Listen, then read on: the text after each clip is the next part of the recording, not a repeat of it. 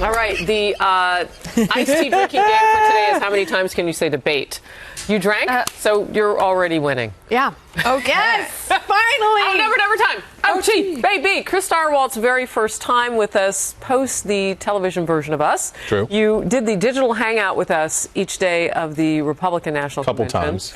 Yep. Felt longer for you. Really fun. Yes. No, we love having There are you. no breaks during that 60-minute. No, it's a real 60 minutes. It's a good thing that I One must said have in 1989, faux shizzle. Faux cheesy, yes. Could you maybe tell people logging on just now, Right. just a little bit about yourself and where you Yeah, they come don't know from? who you are. Oh. That's not true. So I was... Familiarization is a process. I am a child of Appalachia and the industrial Midwest. My father was a coal salesman, and my family moved around the industrial Midwest. I was born in Detroit, lived in St. Louis, but grew up mostly in Ohio County, West Virginia.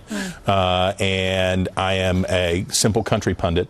I worked for about a dozen years as a state capitol reporter and analyst in Charleston, West Virginia, and never thought.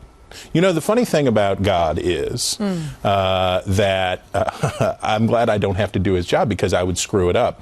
If you told me 10 years ago or 15 years ago, when I thought I was quite successful, if you'd have told me I'd be sitting here doing this now, I would not have believed you. I would have in no way believed you. And moreover, if you'd have told me, I'd have screwed it up trying to make it happen. So suit up and show up. What I tell kids when I go talk to college students and schools, I would say the same thing. Suit up and show up. You do your job, and you let God or the universe or the flying spaghetti monster or whatever you believe in, you let him, her, or it take care of the rest.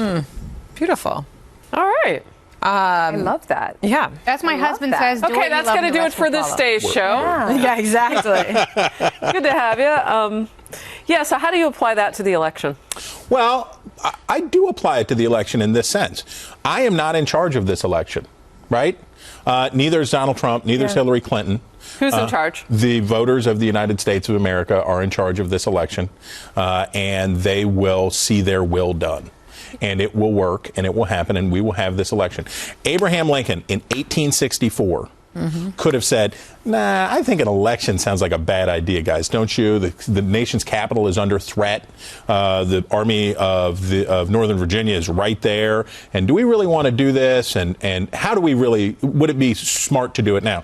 And not only did Lincoln call for the election, but he also had the army vote, and he wanted to make sure that the soldiers could have their votes cast. And I'm sure the internet knows this story because it's the internet.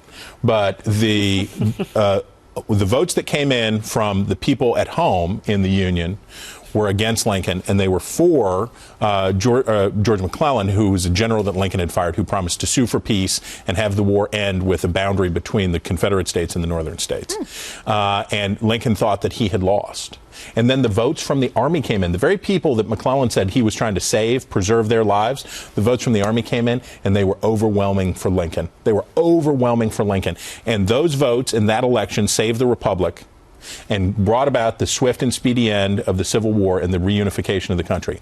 And by God, if we can survive the 1864 election, I'm pretty confident that we can handle baskets of deplorables and the CNN battleground. Well, I was reading this weekend, and I retweeted out that the Grover Cleveland in 1884 was called a fornicator. And actually, like, nasty elections now go that's back like to... now that's an advantage. That's a plus. That's a bumper sticker now. Fornicate. They go back to the birth of our republic. And Quite so. wasn't it Adams who was called a hermaphrodite? He was called hermaphroditic, and Thomas Jefferson and Dusky Sally Hemings, as she was referred to, that constantly chased him.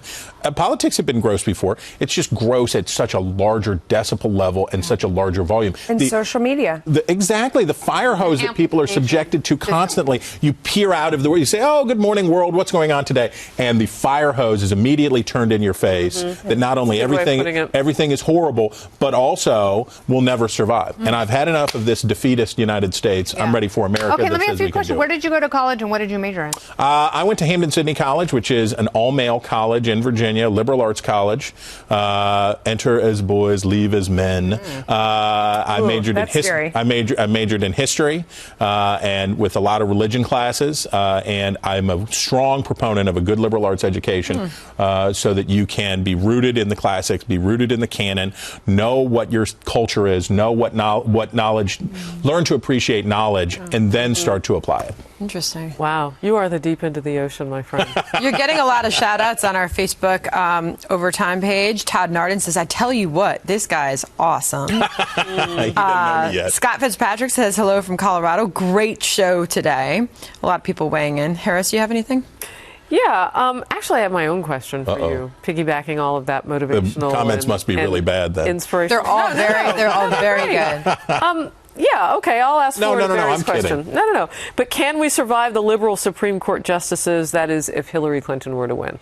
So, a good argument that Donald Trump has made is, and he has put out lists and lists of potential Supreme Court appointees on his part, to say to conservatives who have been very leery of him, not just on a personality basis, but also on some of his positions, like a new entitlement program for family leave and some foreign policy issues. And he says, but the Supreme Court, if Hillary Clinton gets the Supreme Court, you'll lose it for a generation, and your gun rights will be ruined, and you will also see partial birth abortion and things like that. You know, that's the thing that most people said to me when I was at this football. Right. I mean, totally unscientific, but when you have strangers coming up to you and giving you, their 2 cents, they were on both sides. I mean, they weren't all Republicans at all. I would say the people came up were sort of evenly split.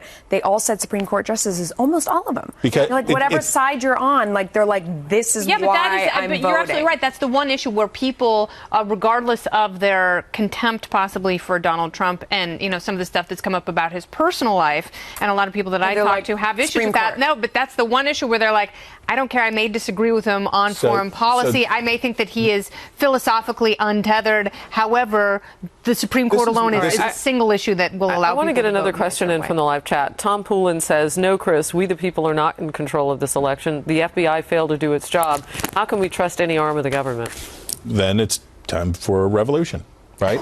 I mean, honestly, at a certain point... We're having one. It's 9,500 people on our live chat right now. And we're having our own revolution. Fire it up. Exactly. But honestly... Stire it up. Bumper sticker. If you believe that the criminal justice system of the United States not only has been corrupted, but is a corrupt entity, if you believe that that's true, if you believe that the elections are fixed, if you believe all that stuff, it's too late. Then you're already too late. I don't know why you'd bother going to vote in an election that you thought was already rigged, that you thought that everything was already set up. That's my point. What has to happen to make America better, to improve the things, is what? People have to get in the pool and swim. You have to get in there with the other people. You have to say, well, I don't agree with you about this and I don't agree with you about that. But when you read the Federalist Papers, when you look at the fights that were going on at the founding of the country, deep, deep division, people still found ways to get together and make things happen. If you say, on the other hand, it's all rigged, this is totally corrupt, then you're excusing yourself from having to go engage with those people. I think that what you're hearing from a lot of people, though, is like, we started out with a lot more people who seemed a lot more sane. Right. And now, in 330 million people in this country, we're down to these 2 people. How did we get here? How did we get these 2 people who are horribly flawed? I think that every year when I watch So You Think You Can Dance. It's really the same thing. All right, Spikester Zero says, Chris, a West Virginia native, take me home country roads. True that. And it is, and you know what? Are you going to sing? Was John Denver from West Virginia? No, and he didn't, and he got the song wrong. He was from Colorado, wasn't he? The Shannon, well, he was an Army brat. He grew up all over, but, and what was his original name? His real name is Rick Springfield. That's right. Bettendorf. I think Bettendorf. Is but that anyway, true? It's something like that. I have to hit the Google machine on that one. But when we look at West Virginia, I will put this plug in for West Virginia, the 35th state, the most beautiful state in the union, and the state with the kindest, nicest people, and people around the world know across the world know West Virginia because of John Denver's song. So he got the geography wrong, but I can be in Jamaica or I can be in Germany, and people know that song and they can sing along. So John Denver. You go there on your private jet. That's because that's how I roll. Exactly as part of the globalist elite. Go ahead. Well, no, I had promised that I was going to mention my 71 plus group. I had interviewed a group of women down at the Villages that we had mentioned off camera earlier, other reasons. Did you get your own golf cart? Or No. Did you play golf? But I mean, Is that it like the entire Meadows where the community. Pentaverate meets? They had all their golf carts decked out. Yeah, they got fly golf carts. And then when you talk to them, they're just truly concerned about the fate of this country. Yeah. And I'll leave it at that. All right. Fun to have you. Oh, Chris Stirewalt, last word. 70 minutes, including the live version of us. We were on Stirewalt. You're better than that. Never.